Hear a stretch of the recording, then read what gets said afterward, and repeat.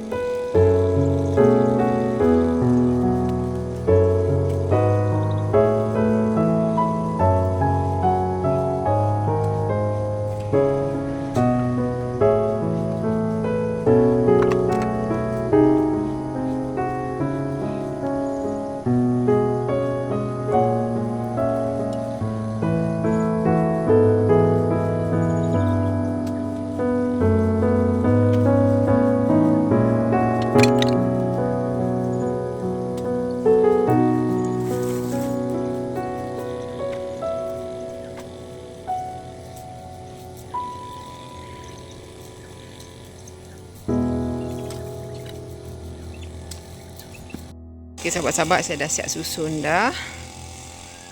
Dah siap di situ. So kat dalam ni banyak rumput yang tinggi-tinggi sahabat-sahabat. Tak larat apa sahabat-sahabat nak mengerjakannya. Disebabkan anak saya tengah mesin rumput di depan sana tu. Sekejap lagi kita nak suruh dia mesin di dalam ni. Penat lah sahabat-sahabat bulan puasa ni nak buat kerja berat-berat. Okeylah, jom kita lanjut.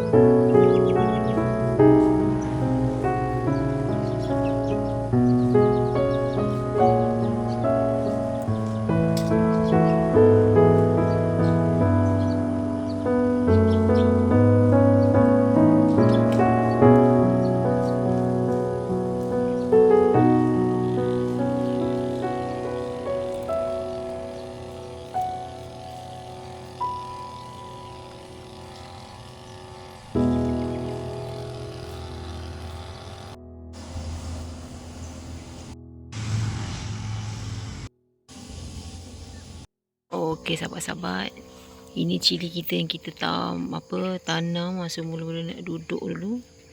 Kita nak tanam di luar. Kesian dia duduk dalam tu tak membesar. Okeylah sahabat-sahabat, jom kita lanjut tanam. Alhamdulillah sahabat-sahabat, sebahagian yang kita dah bersihkan ni, kita punya greenhouse ni. Tinggal kita nak suruh anak kita mesin saja di dalam ni. Tak harap sahabat-sahabat nak mencangkul rumput-rumput dalam ni. Okey, tu kita lanjut.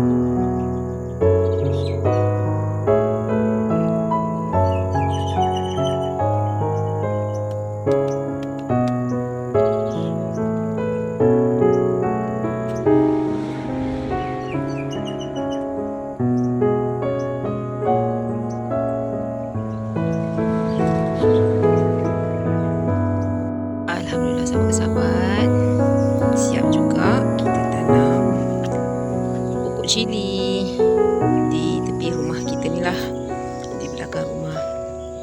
Nampak tu, di sana tu, yang di situ, di sini juga. Moga hidup subur hendaknya. Okey, jom kita siram.